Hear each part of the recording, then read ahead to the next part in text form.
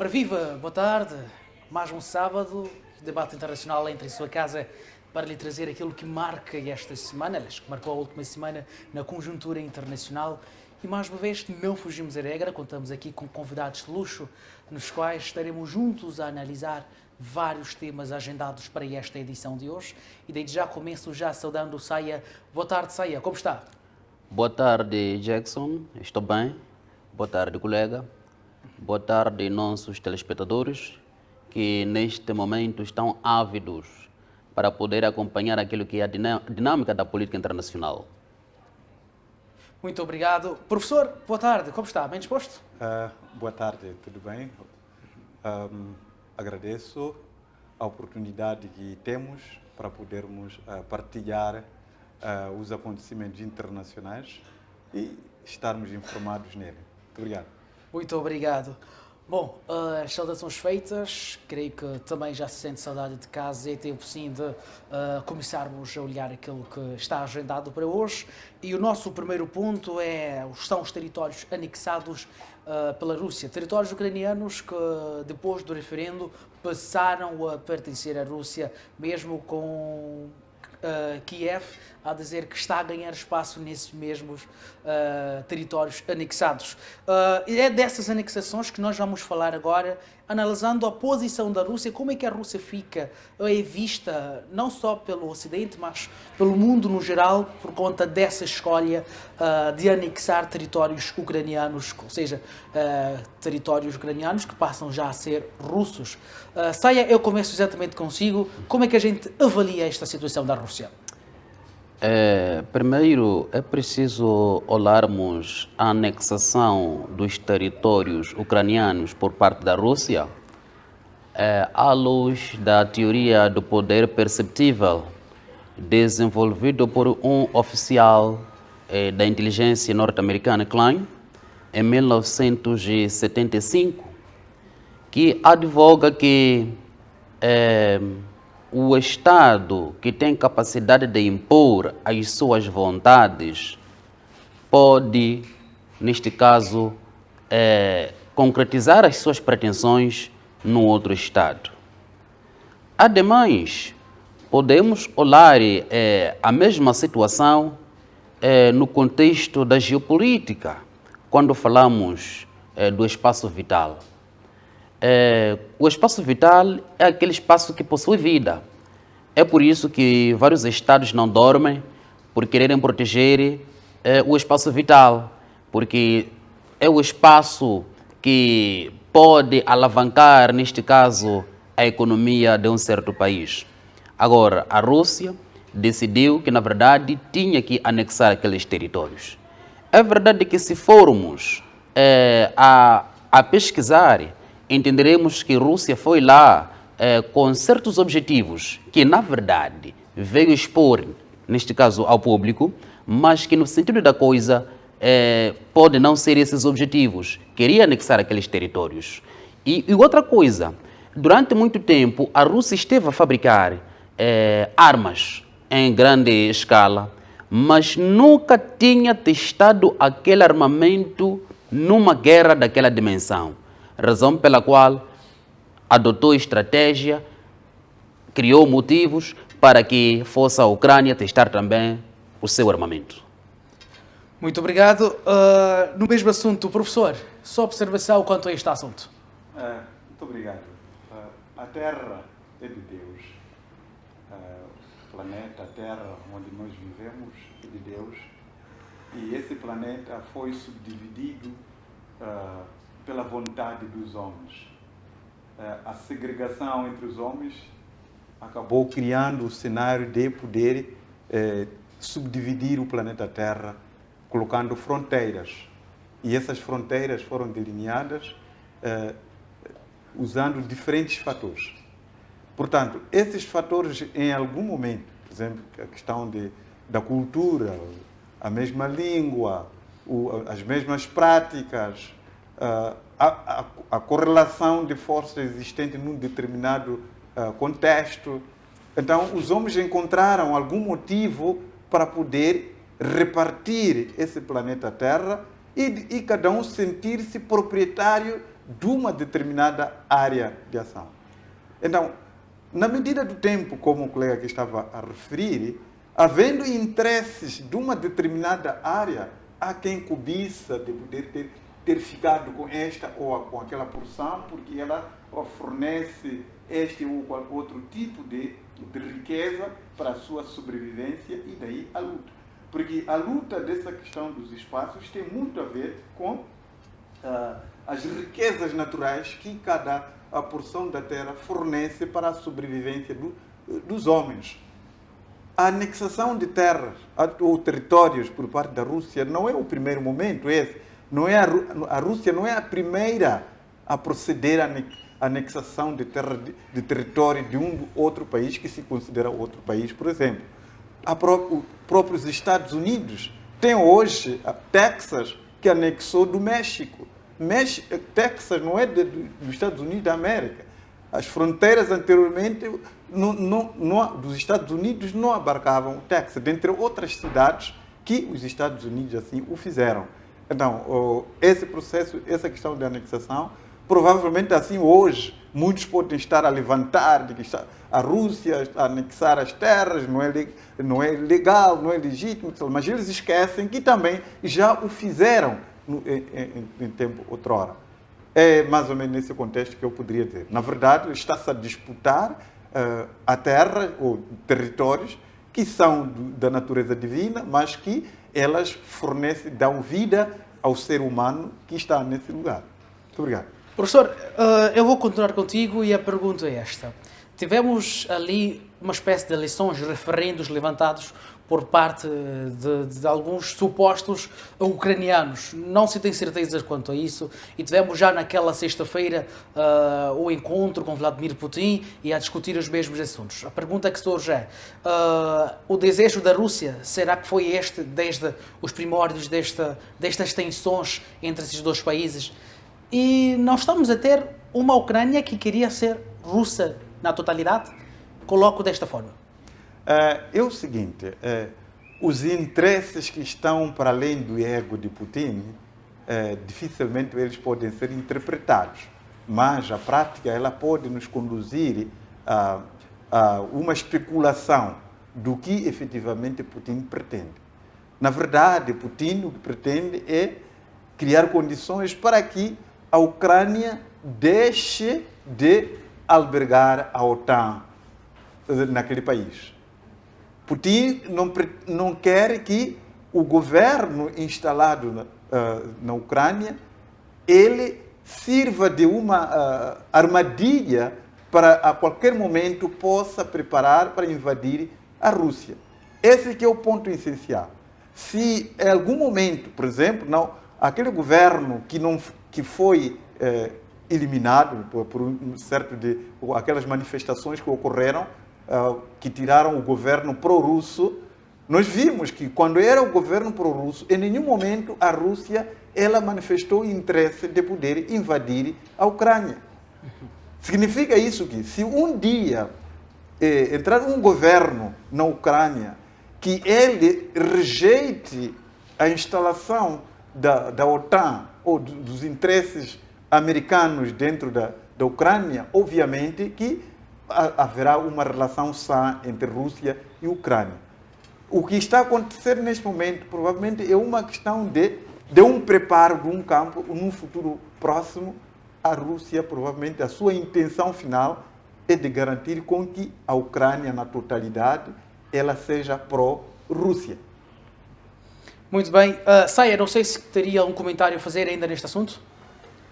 Bom, primeiro, não podemos fugir daquilo que foram os pronunciamentos de Vladimir Putin ou de Moscou, a quando da invasão à Ucrânia.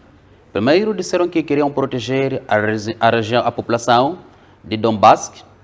Segundo, queriam destruir aqueles laboratórios que fabricavam armas biológicas.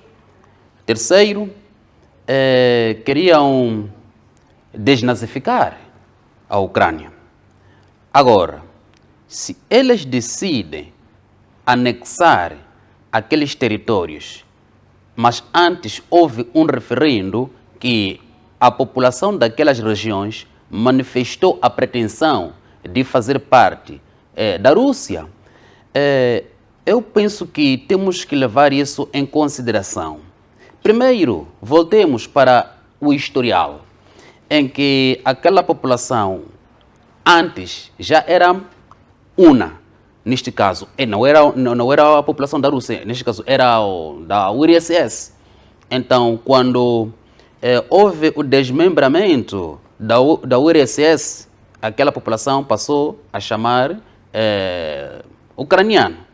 Então, com certeza, devem ainda ter saudades de fazerem parte, neste caso, da antiga família.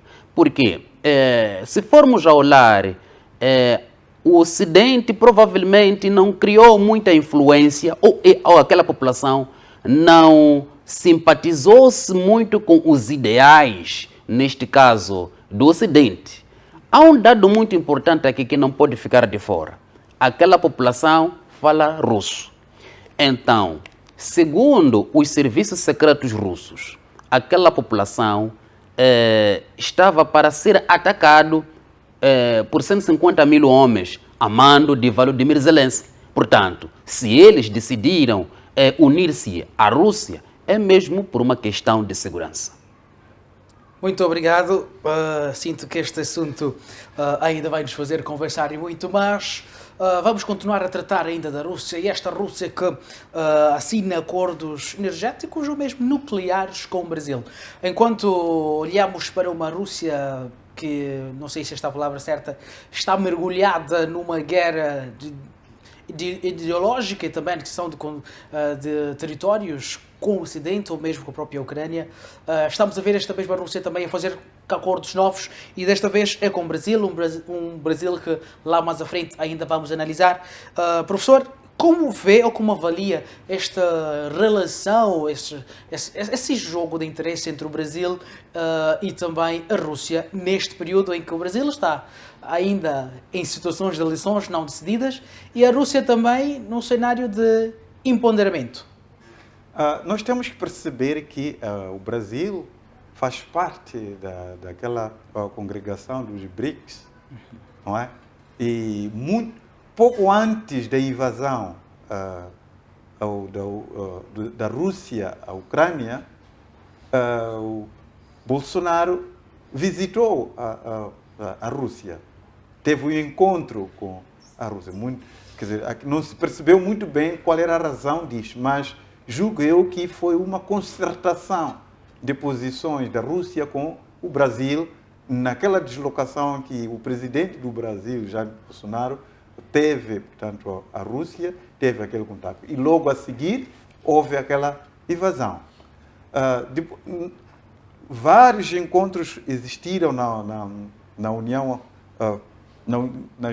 nas Nações Unidas, onde o Brasil sempre colocou-se numa posição neutra com relação à condenação ou não da invasão à Rússia.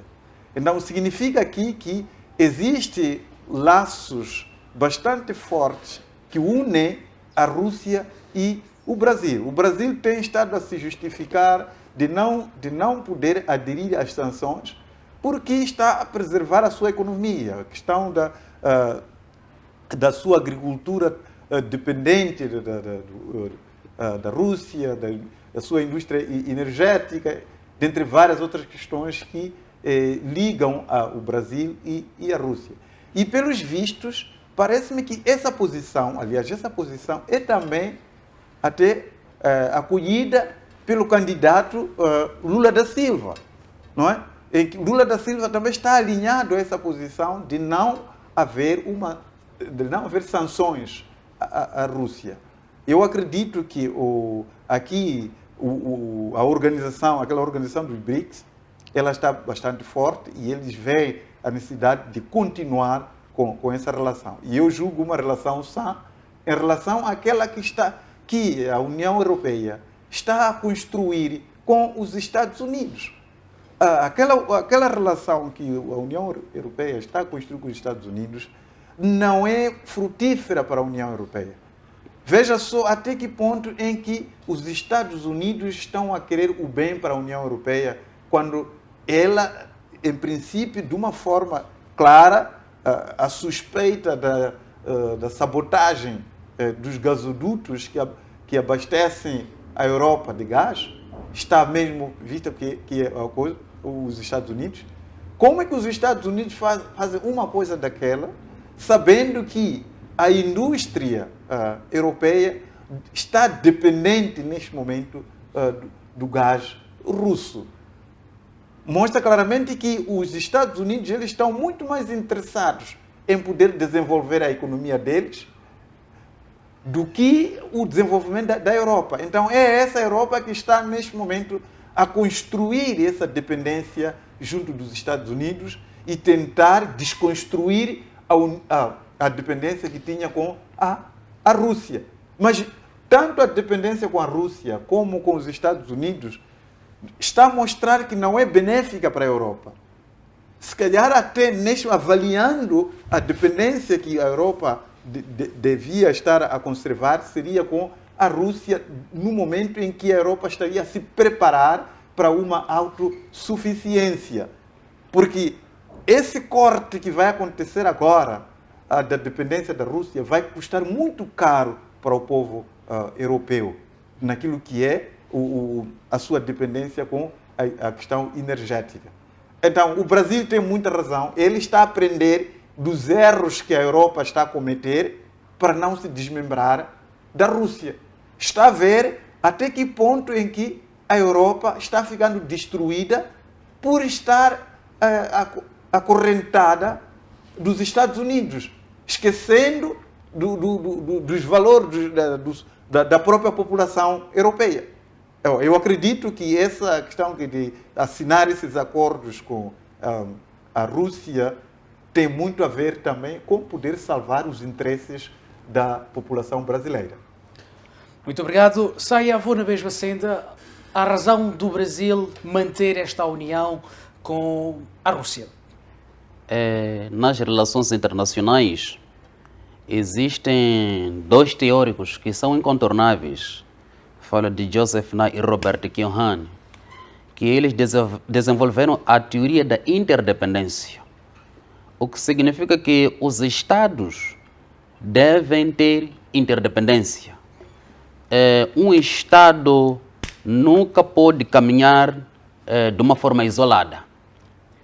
É por isso que temos acompanhado vários acordos entre os Estados, até organizações. Refiro-me aos acordos bilaterais e multilaterais. E neste momento em que a Rússia sente-se ameaçada pelo Ocidente, tem vindo a fazer muito trabalho de diplomacia para abrir-se aos antigos parceiros e novos parceiros, como forma de preservar a sua imagem e a sua própria economia. Porque criando a influência nos antigos aliados e novos aliados, ganha uma boa imagem a nível do sistema internacional. É verdade que quando se trata da cooperação ou dos acordos entre os Estados, há um interesse.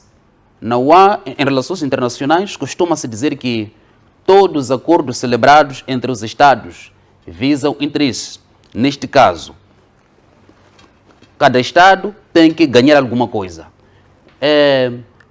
Neste caso, tem que haver win-win cooperation. Então, se neste momento os dois Estados decidiram que tinham que celebrar aquele acordo, é, na verdade, para fortificar as relações de amizades que já existem entre eles. Muito obrigado. Bom, pelo menos estamos a perceber que o Brasil não ficou parado no tempo e, como já tinha sustentado aqui o professor, a Europa é que se ressente em grande parte das sanções que vai aplicando à Rússia em particular. Bom, falando em sanções, temos um membro da OTAN e também da União Europeia que está com milhares dos seus, ela está com muito do seu povo a exigir a saída destas duas alianças, a União Europeia e também do Tratado aliás, da OTAN, se podemos dizer. Falamos sim da República Checa.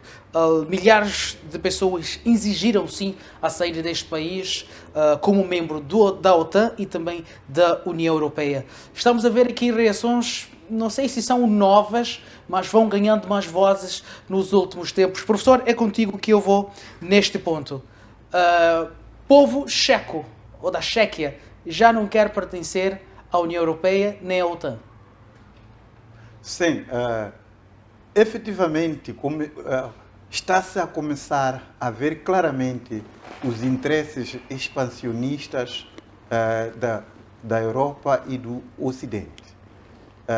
Interesses capitalistas selvagens, que o que importa para esses blocos é mais o dinheiro do que a própria população. Se for a ver as medidas que foram tomadas, as sanções que foram tomadas contra a Rússia, o Ocidente e a Europa estão cientes do sacrifício que o povo europeu e ocidental deve consentir.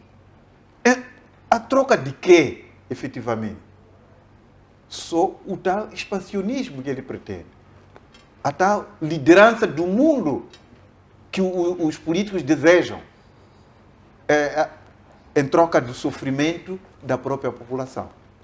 Como se decide que a população europeia hoje esteja a viver num apagão durante as noites, esteja a poder sofrer aquela situação em termos de energia, reduzir inclusivamente a produtividade das indústrias, tudo para poder criar condições de poder entrar na Ucrânia.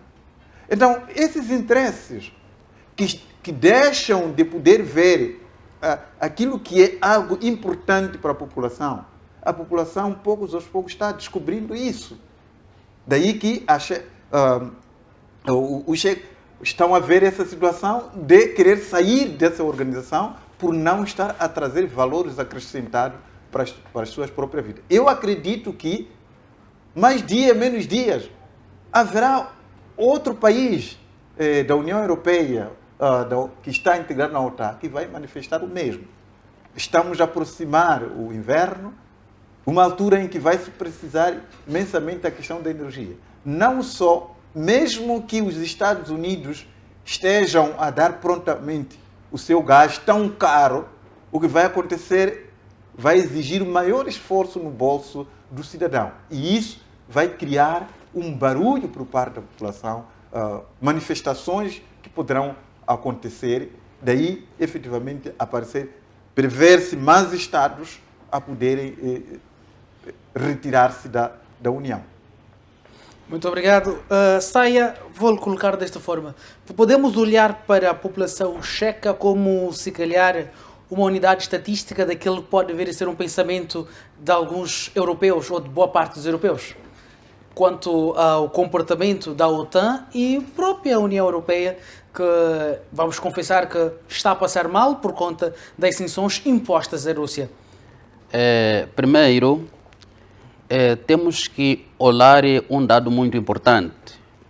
Todos aqueles que são membros da União Europeia, porque inicialmente foram avaliados e constatou-se que, na verdade, reuniam condições para serem membros do bloco. Muammar Gaddafi, em vida, escreveu um livro verde, que questionava o termo democracia, porque no entender dele, democracia é poder do povo. Mas nos parlamentos, não é todo o povo que toma decisão. Apenas algumas pessoas eleitas que tomam decisão em nome do povo. E o povo cegamente obedece. E agora encontramos um dado importante, neste caso com os membros, com a população de Checo, que neste momento está a demonstrar um descontentamento de o país ser membro da NATO e da União Europeia. É verdade que aquele país, no passado, ratificou o acordo para poder ser membro, mas neste momento a NATO e a União Europeia não estão a responder às expectativas, não só de Checo, mas também do bloco e da própria NATO. Então, isso criou um sentimento de descontentamento. Por quê? Aqueles membros daquele país estão a perceber-se de uma situação que, na verdade, pode lhes afetar, quando eles podem contornar isso. Não sendo membros da União Europeia e da NATO, podem celebrar um acordo bilateral com a Rússia, se ainda não o celebraram. Neste caso, a Rússia fornecer-lhe petróleo e gás. Porque, neste momento, a Europa está a passar por situações de veras lamentáveis, por causa de um pequeno número. Porque, se formos a olhar, encontramos uma situação tão interessante, em que até muitos líderes africanos trazem um discurso aberto, mas vazio de conteúdo, mas que cada estadista, quando chega dentro do seu território, adota estratégias necessárias para poder fazer valer os seus interesses supremos. Os interesses supremos acima de tudo. Professor, não sei se teria um ponto a acrescentar quanto a este comportamento deste povo, desta população da República Checa, que a mim aqui me faz pensar também na população existente até nas regiões anexadas à Rússia. Porque do que percebi, ou do que estamos a perceber aqui, é que há um despertar por parte do próprio povo europeu em relação a esse expansionismo ocidental que se verifica na Europa. Apresento desta forma, professor. Olha, a população checa está a dar um passo para poder transformar o bloco que é a União Europeia, assim como a própria OTAN. Porque se formos a analisar concretamente o posicionamento dos líderes europeus, parece ser infantil. Parece infantil porque não faz sentido que esteja a castigar o seu próprio povo com esse interesse que está a ocorrer neste momento na Ucrânia. Aquilo não passa necessariamente pela expansão das fronteiras da OTAN, que é para asfixiar o desenvolvimento da Rússia, para no fim continuar a liderar o mundo unipolar. A luta é essa, na verdade. O fim de tudo isso, hoje em dia, está a procurar asfixiar a Rússia, mas, na verdade, o que eles pretendem é alcançar a economia chinesa, que se declarou que até 2025 eles pretendiam ser o líder mundial.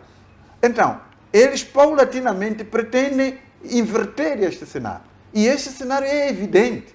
Não foi por acaso que a China, depois da provocação que teve daquela ida da Palma a Taiwan, em princípio a China ameaçou poder intervir, mas inteligentemente a China percebeu-se de que aqui ele pretende nos fragilizar economicamente e fragilizar a posição que tem de poder liderar o mundo nos próximos anos. Então, é uma infantilidade por parte dos europeus estar neste momento a castigar o seu próprio povo com intenções pura e simplesmente de quererem ser o líder mundial. Aqui, na verdade, não são eles que vão ocupar essa posição, são os Estados Unidos. Os Estados Unidos, pura e simplesmente, estão a buscar esses aliados para garantir a legitimidade daquilo que eles pretendem fazer. Porque os Estados Unidos já demonstrou fazer o mesmo em muitos países, não é? Estávamos a falar aqui da anexação do Texas, estávamos a falar aqui da invasão ao Iraque, estamos a falar aqui da questão da invasão à Líbia, do Afeganistão. Todos esses lugares eles invadiram, mataram, massacraram. Em nenhum momento houve esse tanto movimento que está a ocorrer hoje com a Rússia. Eu lembro-me o primeiro posicionamento do Papa quando a Rússia invadiu a Ucrânia. O primeiro posicionamento dele foi de que, olha, O que está a acontecer aqui é que Putin sentiu que os cães estão na porta da casa dele. Então, ninguém pode se sentir à vontade vendo o perigo a aproximar em sua casa. Por essa razão, sempre temos dito, é verdade que a Rússia hoje anexou aqueles 4 territórios, mas quanto a mim, aquele é um ponto de partida para poder abarcar a Ucrânia na totalidade. Porque o ponto fundamental aqui, não só de procurar defender a população russa que está naqueles territórios, mas o ponto fundamental que está para além do ego aqui é a ameaça que a OTAN está a significar para a Rússia, que ela está a expandir as suas fronteiras, aproximando-se ao redor do governo. Vamos ver qual é a extensão da fronteira que a Rússia tem com a Ucrânia. A Ucrânia sendo tomada, na verdade, pela OTAN, obviamente que a Rússia ali não está em paz. O nosso país, na altura, depois da independência, não ficou tranquilo, Moçambique independente apenas, enquanto a Rodésia do Sul estivesse dominada. Professor, desculpa cortá-lo, mas queria fazer aqui uma relação breve entre a própria Rússia, aliás, a Rússia não, quero apresentar assim. Quando se tratava dos Estados Unidos atacando vários países, como fez menção aqui, não se falava até do assunto que nós debatemos semana passada. Falávamos de crimes de guerra, não se falava nisso. Mesmo tendo, em algum momento, sustentado com o nosso material que... bom, infelizmente temos que ir a um pequeno intervalo, mas depois do intervalo nós continuamos com este assunto. Não saia daí e continuamos na mesma senda. Muito obrigado.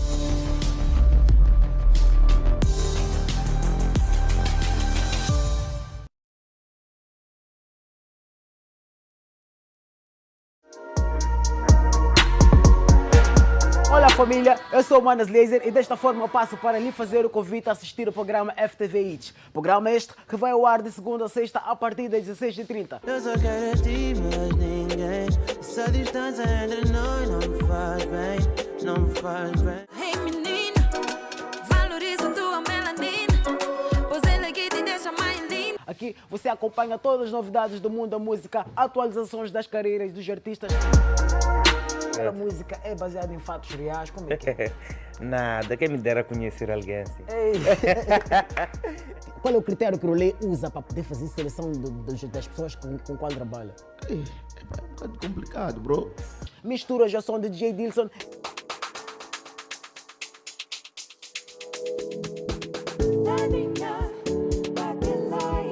Vídeos e muito mais.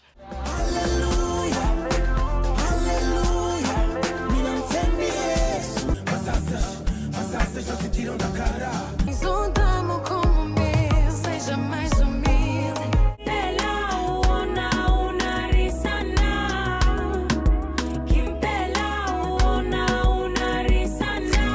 Fiquem sempre ligados ao bom do entretenimento aqui no programa FTV Hits, na televisão FTV.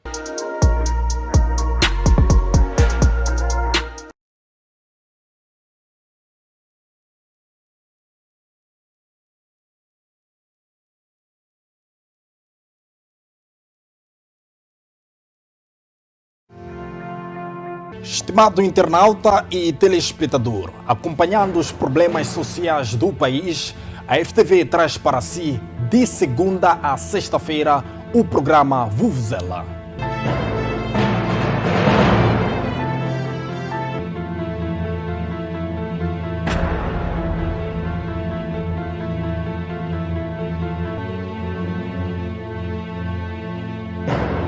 Jornalismo dinâmico e responsável, trazemos as notícias do dia a dia dos moçambicanos. Desde casos candentes... Quem dominava essas tabelas pequenas era eu. Quem fazia os cálculos era eu. Essa é que é a confusão. Muito bem.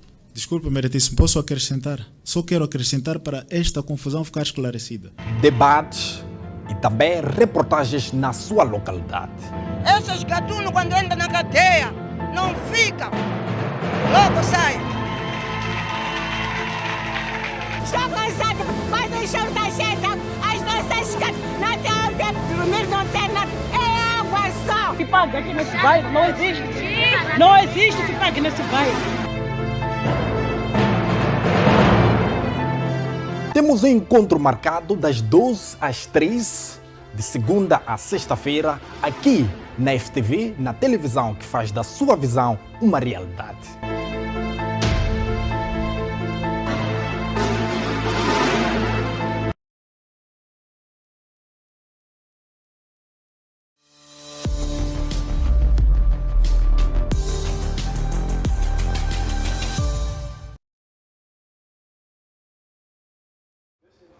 Estamos de volta para a segunda parte do nosso programa Debate Internacional. Enfrentamos pequenas dificuldades, no entanto já foram superadas e por este constrangimento pedimos nossas sinceras desculpas e vamos sim continuar com a nossa matéria. Estávamos sim a olhar para o comportamento dos Estados Unidos, ou dizer assim, melhor colocar dessa forma, do Ocidente em relação à Rússia. Já dava aqui exemplos do comportamento dos americanos nas suas grandes invasões, que houve muita morte e algumas situações que não se provavam porque que os Estados Unidos estavam a atacar essas nações. No entanto, quando se trata da Rússia, é diferente. O que estamos a ter na mídia é que a Rússia está a atacar, está a fazer isto e aquilo. Já dava mesmo a palavra ao professor, por favor. Pode continuar o seu pensamento, por favor. Sim, como eu dizia, aliás, aqui o interesse não é procurar diabolizar os Estados Unidos da América, mas é a questão de poder despertar os povos, de poder procurar defender os interesses que lhes satisfazem e não poder se levar aos interesses alheios. Eu dizia de que aquela guerra, Rússia, Estados Unidos, Ucrânia, a Europa, que na verdade o que está a acontecer neste momento, a guerra não é Rússia e Ucrânia. A guerra agora é da Europa e tanto coisa. A OTAN. O que está a acontecer aqui, essencialmente Putin está a lutar pela segurança da Rússia.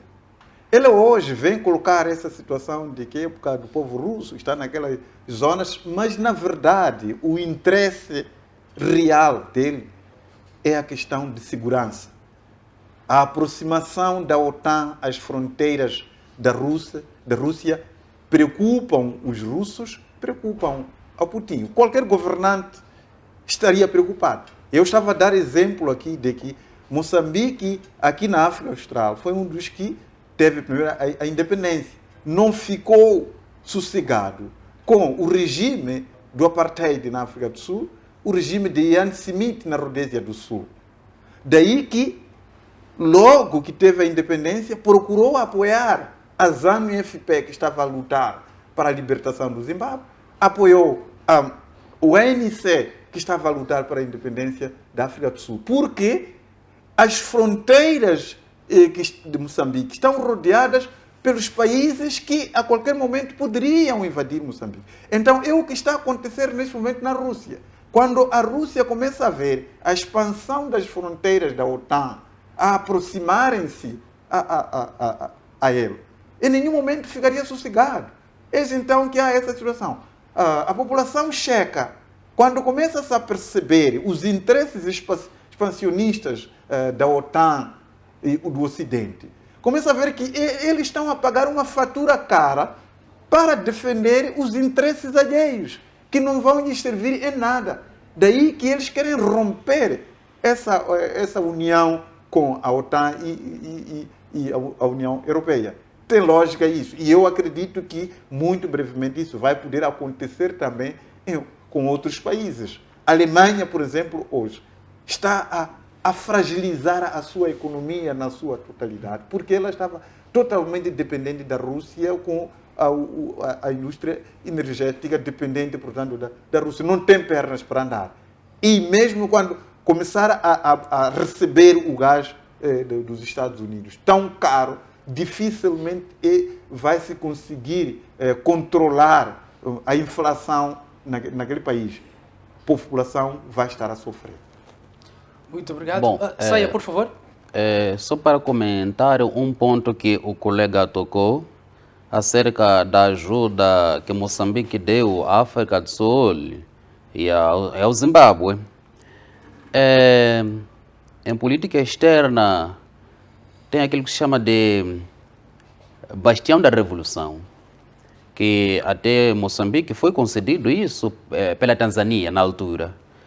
Agora, Moçambique serviu como bastião da África do Sul quando alcançou a sua independência, o que significa que concedeu o seu território ao braço armado do ANC, Mkoto Wesizo. E Moçambique pagou caro por causa disso, sofreu bombardeamentos. E depois, o regime do apartheid deu apoio, neste caso, a Renamo. E quando isso aconteceu, Moçambique e o regime do apartheid decidiram que tinham que celebrar um acordo que visava que a África do Sul não poderia continuar a dar apoio a Renamo e Moçambique não poderia continuar a dar apoio, neste caso, ao Mkoto Wesizo, que é braço armado do ANC. Mas isso não funcionou muito, porque eles foram ajudando de uma forma clandestina. Agora, voltando para aquilo que é o comportamento do Ocidente com Moscovo, na verdade é uma relação hostil, porque o Ocidente sempre será grande adversário da Rússia, porque a Rússia, a nível do sistema internacional, é o único Estado que consegue equilibrar o poder. Portanto, um adversário forte nunca é bem visto. Se formos acompanhar bem o historial de alguns ataques que os Estados Unidos perpetraram, o caso da Iraque, o caso da Líbia, que na verdade, até se formos a olhar para o último ataque da Líbia, Barack Obama, na véspera do término do seu mandato, veio ao público dizer que não, o ataque à Líbia foi um grande erro. Mas nisso ele não teve que ser responsabilizado, porque na altura era líder dos Estados Unidos da América. Na Líbia, quando houve esse ataque, invasão, o filho de Gaddafi quis lutar para poder defender aquilo que era o interesse do seu pai, o Saif al-Islam, que significa espada. Mas depois foi acusado de crimes de guerra e foi condenado na Líbia. Mas depois de algum tempo, em nome da reconciliação nacional, foi absolvido graças à lei da amnistia, o que significa que aqueles crimes de que era acusado foram esquecidos, que ele cometeu no seu próprio país. Mas hoje em dia ainda temos o TPI que ainda anda atrás do filho do Gaddafi. Quando em direito também existe aquele princípio ne bis idem, o que significa que a pessoa não pode ser julgada duas vezes pelo mesmo crime. Ele já foi julgado, condenado e é absolvido. Por que o TPI ainda anda atrás do filho do Gaddafi? Em África já tivemos grandes líderes que, na verdade, não concordavam com que os países africanos fizessem parte do TPI, porque aquele tribunal julga meramente os líderes africanos. Temos a figura de Robert Mugabe, que era diabolizado pelo Ocidente, porque ele, na verdade, tinha ideias africanas. Muito obrigado. Bom, vamos respirar um bocadinho em outros ares. Desta vez vamos escolher para a América do Sul. Brasil teve eleições no último domingo, em que, se não tivesse a segunda volta marcada para 30 de outubro, daria-se por vencedor o antigo estadista Luiz Lula da Silva, este que teve um total de 48,4% de votos contra 43,2% de Jair Bolsonaro. Do resto ficou para os demais concorrentes, com destaque para Simone, que acabou tendo 4,2% de votos. Bom, estamos a falar de eleições brasileiras que foram, se calhar, uma das mais acompanhadas nos últimos tempos naquele mesmo país, e temos aqui uma ligeira vantagem do antigo estadista, falámos do Lula, comparado ao Bolsonaro. No entanto, após a saída dos resultados, Bolsonaro veio ao público dizer: olha, parece que as sondagens apresentadas de forma antecipada davam vantagem a Lula, mas na prática não é assim. E é nesta senda que eu vou passar-lhe o assunto Saia. Bolsonaro, Lula continuam ainda apontando-se o dedo, e Lula, nesta primeira volta, mesmo não tornando-se presidente, tomou vantagem. Na verdade, isso é um dado muito importante, porque, primeiro, Lula da Silva já não está na presidência, foi presidente do Brasil durante 2 mandatos, e depois foi sucedido por Dilma Rousseff, que sabotaram o seu mandato. Lula da Silva, se formos a olhar aquilo que é a sua personalidade, ele vem de uma família humilde que, na verdade, quando chegou ao poder, conseguiu observar as necessidades básicas do povo. Aquela população que era desfavorecida, ele fez de tudo para que aquela população pudesse ter alguma coisa, pudesse ter alguma dignidade. É por isso que Lula da Silva, quando fala hoje em dia no Brasil, ou quando se fala de Lula da Silva, está-se a falar de alguém que, na verdade, ainda mexe com as mentes e os corações daquele povo. Lula da Silva, quando saiu da presidência e depois promoveu Dilma Rousseff para que o substituísse, foi perseguido. Digo que foi perseguido porque, quando ele foi condenado, o juiz Sérgio Moro não conseguiu apresentar provas. Praticamente condenou Lula na base de convicções, o que juridicamente não é correto, porque convicções nunca serão elementos suficientes para poder prender alguém. Jair Bolsonaro está no poder, mas não está conseguindo derrotar Lula da Silva até então. Então, o que significa que o povo brasileiro está descontente com a liderança de Jair Bolsonaro. Por quê? Se formos a olhar, ele sofreu a erosão da legitimidade, perdeu a aceitabilidade. É verdade que ainda existe uma ala que simpatiza-se com o Jair Bolsonaro. Neste caso, é a ala dos latifundiários, dos endinheirados, mas a classe mais desfavorecida praticamente continua a apoiar Lula da Silva, porque, na verdade, conseguiu satisfazer as necessidades básicas daquele povo. Muito obrigado, professor. Muito obrigado. Com relação aos resultados que nós obtivemos no primeiro turno das eleições brasileiras,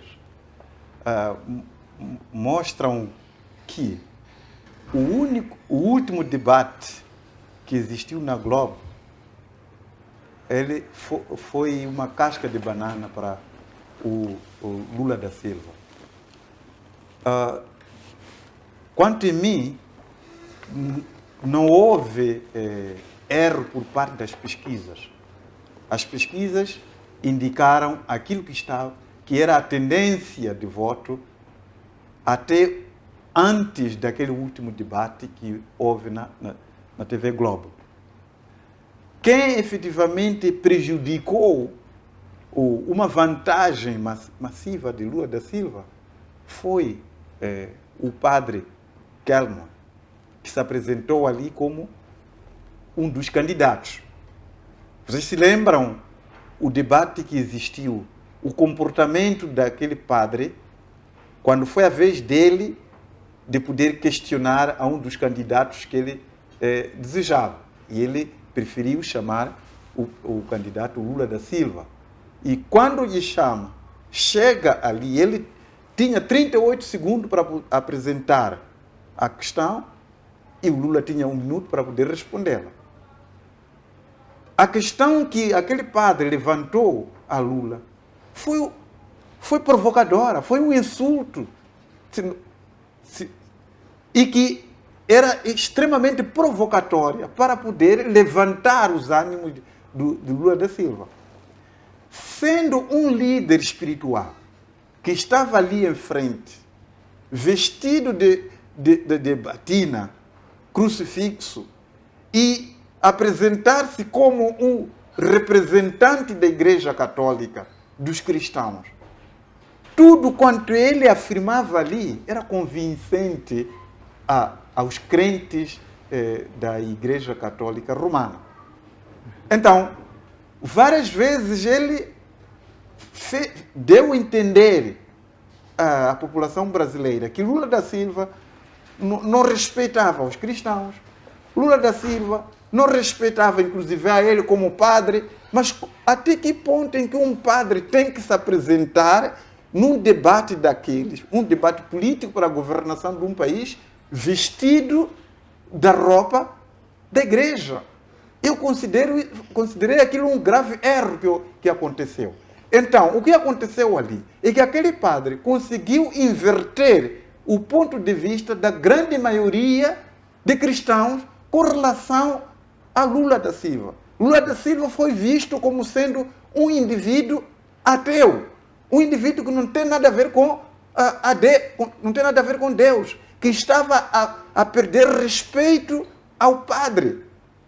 Então, eu acho que aquela foi uma casca de banana que reduziu significativamente aquela credibilidade que Lula da Silva tinha. Não creio que as pesquisas falharam. As pesquisas indicavam a verdade, mas aquele último debate, que praticamente foi a última campanha, prejudicou imensamente a Lula da Silva. E isso refletiu-se na questão da eleição dos deputados na Assembleia.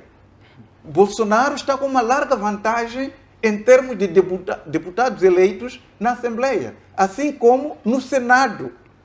Significa isso que, mesmo que Lula da Silva venha a ganhar, ele vai ter dificuldades de poder governar o país.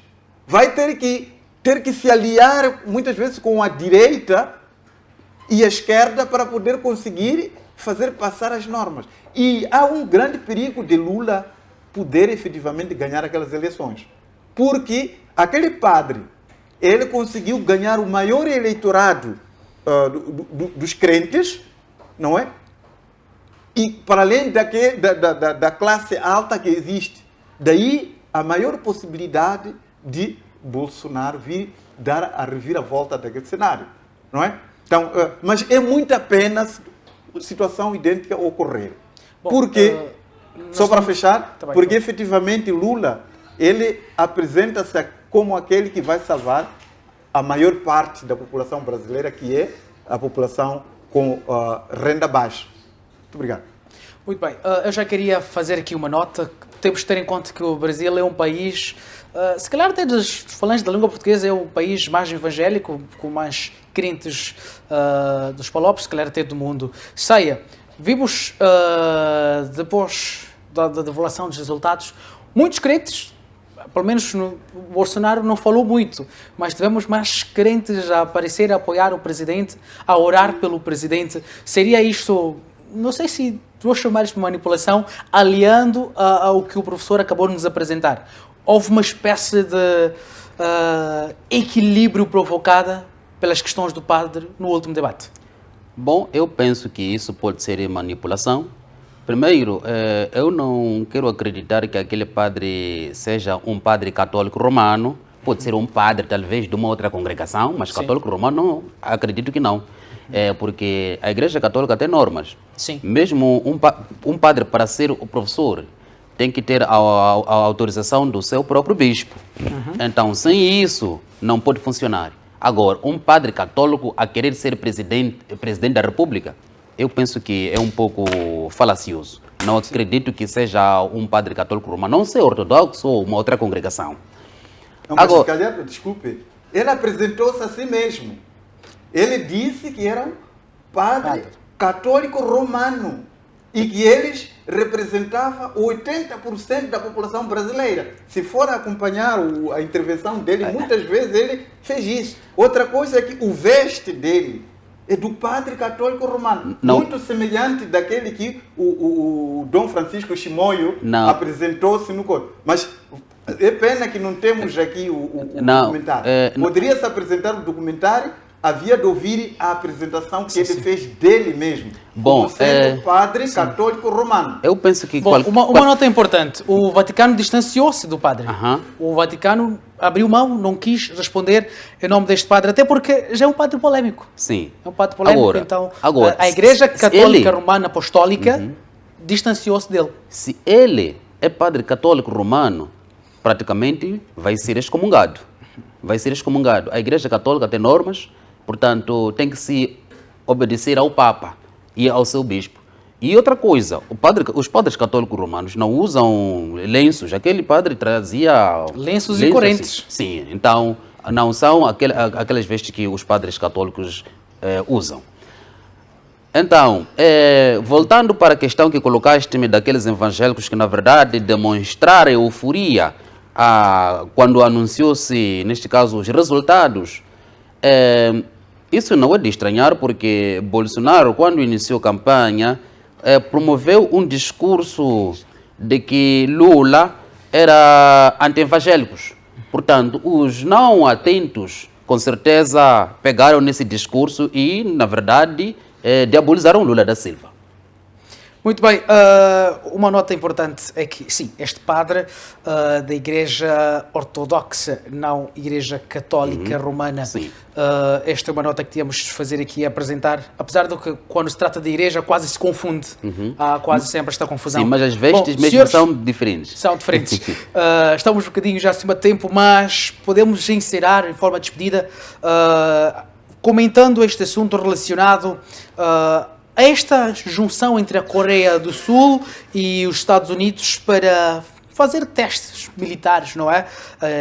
Exércitos militares destes dois países uniram-se para fazer testes de mísseis, meio que em resposta à Coreia do Norte, que já tinha feito isso, segundo notas apresentadas pelo Japão, uma vez que aconteceu mesmo no mar próximo ao Japão. Eu vou começar mesmo consigo, Saia, de uma forma breve, gostava que fizesse essa análise em forma de fecho. As relações internacionais são anárquicas, arena de luta pelo poder e influência. Naquela região há uma grande batalha, porque os Estados Unidos fazem de tudo para manter as suas influências. Importa referir que até 2017, os Estados Unidos tinham 17 mil soldados na Coreia do Sul, o que significa que há uma vontade incansável dos americanos não verem, neste caso, a reunificação das duas Coreias. Porque a Coreia do Sul é gigante econômico. A Coreia do Norte é gigante militar. A se concretizar a reunificação das duas Coreias, temos uma potência na região. E isso não satisfaz as pretensões dos Estados Unidos. Razão pela qual tem vindo a criar discórdia entre as duas Coreias. Muito obrigado, professor. Mas antes de poder entrar nas duas Coreias, eu queria apenas deixar uma questão, uma sugestão. Uma vez que aquele padre apresentou-se como católico, eu acho que a posição de se distanciar, o Vaticano se distanciar dele apenas, deveria ter intervido numa medida qualquer, porque usou o nome da igreja, não é? E outra coisa é mesmo a tal comissão eleitoral. Como é que permitiu que alguém venha vestido da roupa espiritual, não é? E evocando como padre, e sendo tratado como tal, permitiu que uma coisa dessa acontecesse? E só era para essa questão. Mas em relação às duas Coreias, é só para poder afirmar que, olha, o Ocidente nunca olhou com boas intenções a unificação das nações. Ele sempre foi com o interesse de que as nações elas sejam repartidas para enfraquecê-las. Quando se fala da desunião dos Estados Unidos, é um caos. Quer dizer, ninguém pode falar disso. Quando o Texas começou, até hoje, Texas está a reclamar a desunião dos Estados Unidos. Eles procuram colocar esse assunto como misterioso dentro dos próprios Estados Unidos da América. Nunca eles falam disso. Mas se os outros países falarem de que nós queremos nos dividir, eles vão logo apoiar. Não é? Então, é o que está a acontecer neste momento no conflito das duas Coreias. Aquilo que o colega estava a referir aqui é que nunca vão se deixar que as duas Coreias se unam, se unifiquem. Então, haverá sempre esses atritos, essas ameaças de coisas entre eles, e no fim, quem estará a ganhar não serão as duas Coreias. Muito obrigado. Muito obrigado. Saia, professor, muito obrigado. E é desta forma também que nós chegamos ao término do mais um programa de debate internacional.